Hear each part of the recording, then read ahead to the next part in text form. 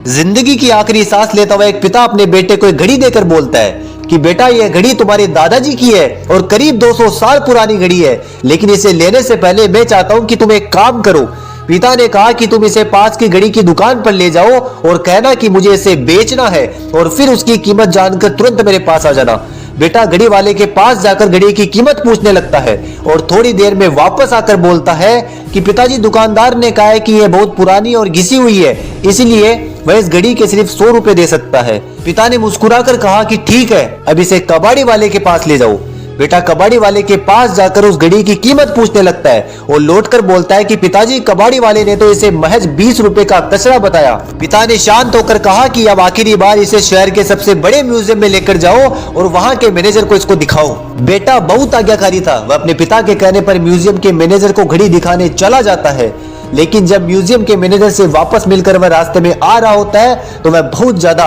हैरान हो जाता है और पिता को आकर बोलता है कि पिताजी म्यूजियम के मैनेजर ने कहा है कि यह एक नायाब ऐतिहासिक चीज है, उन्होंने इस घड़ी के लिए 50 लाख रुपए देने की पेशकश की है। तब पिता ने अपने बेटे के कंधे पर हाथ रखा और बोले कि बेटा मेरा और तुम्हारा साथ यहीं तक का था, अब आगे की जिंदगी तुम्हें अकेली काटनी है और मैं तुम्हें अपने आखिरी समय में सिर्फ यही सिखाना चाहता था कि गलत जगह पर तुम्हारी कीमत कभी सही नहीं आंकी जाएगी। अगर तुम 4 खराब लोगों के साथ रहोगे तो तुम्हारी कीमत भी एक दिन उन खराब लोगों की तरह बन जाएगी, लेकिन बेटा अगर जिंदगी में तुम अच्छे लोगों के साथ रहना सीख गए तो तुम्हारी कीमत भी एक दिन उन अच्छे लोगों की तरह ही बड़ी बन जाएगी। मोरल ऑफ द स्टोरी ये है कि हमेशा हमें अपनी संगत अच्छी रखनी चाहिए।